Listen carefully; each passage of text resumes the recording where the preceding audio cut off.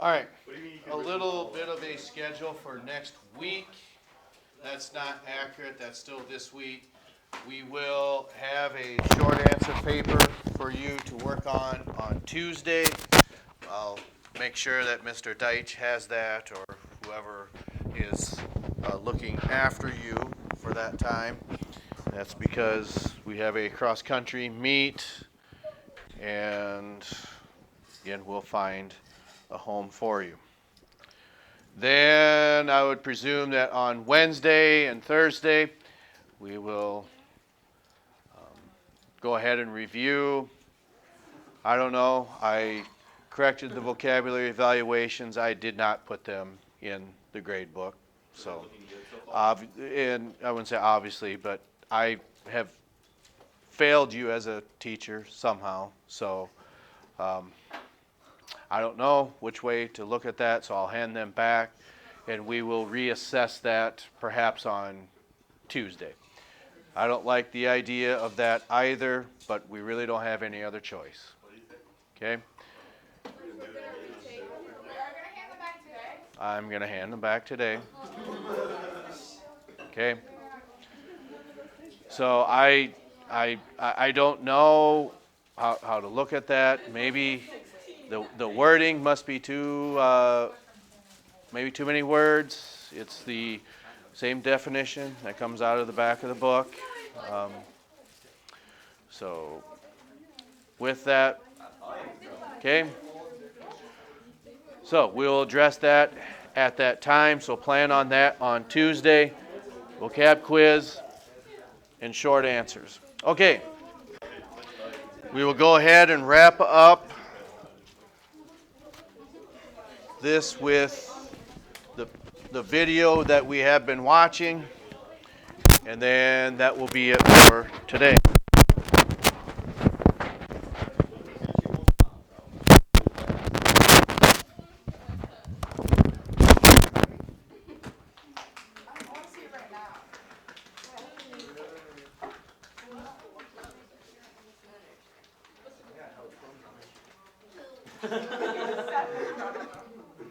Working with a team of international scientists, hope to find out. They're giving members of the Hudson community GPS devices to measure how far they travel each day. The answer might shed light on why the Hudson don't suffer from the chronic diseases seen in the West.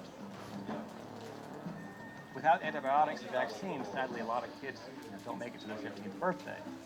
But if you make it to 15 in the Hadza population, there's a great chance you could live to be in the 60s, even 70s and 80s, and with a much healthier body than we would often have in the West. GPS data reveals why. Hunters, like Dofu, walk about 9 miles a day, while women foragers walk about 5. That's more exercise than the average American gets in a week. But do the Hadza people also burn more calories each day? I had spent many months living with the Hadza. I had gone with them during the day of foraging and come back to camp, and I felt so tired and exhausted. I felt, of course, the energy use that we would be detecting would be much higher than in Western populations. To find out, volunteers like Dofu drink a special water with hydrogen and oxygen molecules that can be traced. Over the next 2 weeks, by tracking the depletion of these molecules, the scientists can measure the number of calories burned each day. So we come out here, we collect all this data, putting urine samples on liquid nitrogen, shipping them to one of the best labs in the country, and as the results came back, I wasn't sure what I was seeing at first. 77. Despite being more active, Hadza men only burn on average 2,500 calories per day, and Hadza women about 1,900. The same amount as an average man and woman in the U.S. It's a really counterintuitive result, and it really surprised us. Somebody who is sedentary, working a desk job in the US is burning the same number of calories as a Hadza man or woman who's so much more physically active. And that's even after you account for things like body size, body composition, age, gender, all of those factors. The research suggests that no matter what our lifestyle is, our body protects us by keeping the total calories burned each day within a narrow range. And that's why, in the long run, exercise alone won't make you thin. I think what the Hadza data tell us is that we can change our lifestyles however we want, and more activity is always better. But it's not going to burn more calories because our bodies adjust to these more active lifestyles. The implications are huge. If obesity is not due to sedentary lifestyles, it must be caused by eating too many calories.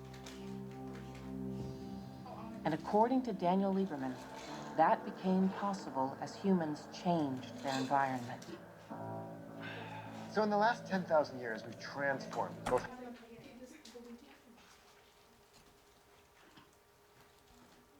how we get energy actually and how we use energy.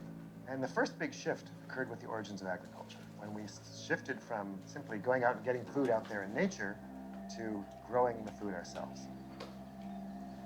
Farming allowed humans to grow carbohydrate-rich foods, like corn, wheat, and rice. And then we invented machines and industrialized how we grow food. We've increased the scale of calories that we produce by orders of magnitude. And the result is, for the first time in millions of years, we have more energy than we know what to do with. And it's not just an excess of calories. Scientists suspect that obesity may be caused by the changing nature of the foods we eat. More than 50% of calories in the US are consumed in the form of ultra-processed foods. Low in fiber, but full of fat, sugar, and salt. Packed with calories, they've been labeled obesogenic. But do they cause us to overeat? To find out, Nora Volkov has been scanning the brains of patients with and without obesity.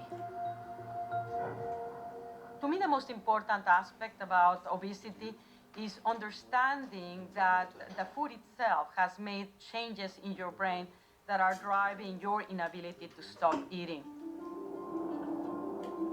These changes begin as food activates our brain's reward system, releasing a feel-good chemical called dopamine. Through pleasure, dopamine motivates us to find and eat rewarding foods. Imaging reveals that high-fat, sugary foods can overwhelm the brain's reward system, flooding it with too much dopamine. Our bodies actually have evolved to try to maintain an homeostatic state, and that means that if there's too much stimulation with dopamine, you start to see that receptors that are sensitive to dopamine are downregulated, they decrease. Volkov found that dopamine receptors, seen as red in the brains of control subjects, are reduced in people with obesity. As dopamine signaling goes down, our capacity to be able to inhibit desires goes down. So I say, I'm not going to eat the chocolate, or I'm not going to eat the donut. I don't want to eat it. Can I stop it? And if those areas of the brain are not functioning properly, no matter how much you want not to do something, it's very difficult to carry through. And this explains why people will tell you, I did not want to eat the food. I knew I was going to gain the weight, yet I could not stop myself. The truth about fat is complicated. Evolution has designed powerful hormonal and neural signals to ensure that we eat and defend our weight. I think what people really need to understand about obesity is that it's not your fault. This is not a matter of your willpower. This is a disease. It's a chronic disease. It's a highly complex disease, and there are many causes of obesity. So can obesity be prevented or treated? The experts say maybe, using a long-term approach focused on health. I don't want to put you on the next diet. Diet implies that it's short term. I want to put you on a lifestyle plan that you can sustain for years. While The Biggest Loser reveals why diets fail, contestants like Danny, who continued to exercise, kept off 10 to 13% of their weight. And medically, that's a success because modest weight loss has huge health benefits, from lowering blood pressure to preventing diabetes. There are also medications that signal the brain to feel full and help people lose 10% of their weight. And if you want to lose 100 pounds or more, there's another option. One that Muriel Mina chose to avoid the fate of her mother. I was 3, and I remember she was talking on the phone, and she collapsed because she had a heart attack. And then I just remember EMTs rushing in. At age 44, Muriel's mom weighed 300 pounds and had died of heart disease. As an adolescent, Muriel began struggling with her weight just as her mother had. I was going to the doctors and having to get my heart checked, and I was like, wait, this is weird. Like, I'm 13 at a cardiologist. It was always in the back of my mind, oh, this is what she passed from. By age 16, Muriel, like nearly 5 million American teenagers, had obesity and qualified for bariatric surgery, which bypasses or removes part of the stomach. Bariatric surgery is the only way that most people with severe obesity can not just lose weight, but most importantly, keep it off. So you've been doing great. The first thing I want to show you is 275 was your highest weight. Your body mass index was 43. After surgery, you went all the way down to 172 pounds and a BMI of about 28. And that's really fantastic. Originally, we thought that bariatric surgery worked by making the stomach much smaller so that you couldn't eat a lot of food. We now know that the hormones that come from the GI tract and go to the brain change in the way that cause satiety earlier, sooner, and with much less food. These signal changes between the gut and brain help the body reset its set point for years. But hunger can return because our weight is as regulated as our blood pressure and heartbeat. The ability to control our weight is distinctly outside our conscious control. People don't like to hear that. We all want to think that we're in control of when we put the fork down. But there are lots of biological forces that are controlling what weight it is that you end up at. Fat behaves differently on all of us. It has to do with our genetics, it has to do with our age, our gender, a whole host of factors. Everybody is very different. And what matters is to be healthy, not to be perfect. Today, Hartier Andresen is 20 pounds heavier, a mother, and modeling on her own terms. I had to overcome this fear of gaining weight, and that really took some courage for me.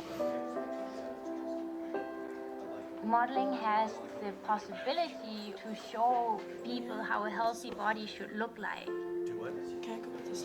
The focus needs to be more on strength and health rather than being a certain size. And there's another insight provided by the Hadza and hunters like Dofu.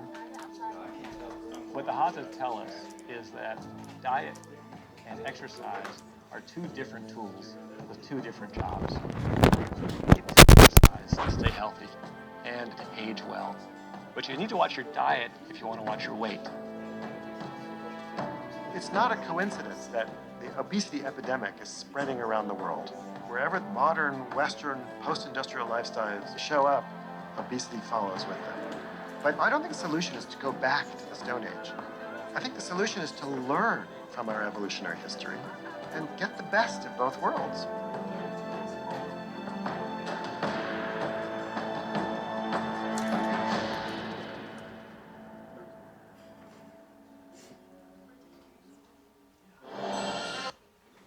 Okay. So we can go over these questions. I can have them ready for you on Tuesday. I didn't write down a whole lot, but probably some key important aspects would be about two different types of hormones. Say, or narrator say, the reward hormone is that's in upbringing. Starts with a D. It's dopamine. That's right. Okay. It's called dopamine. It is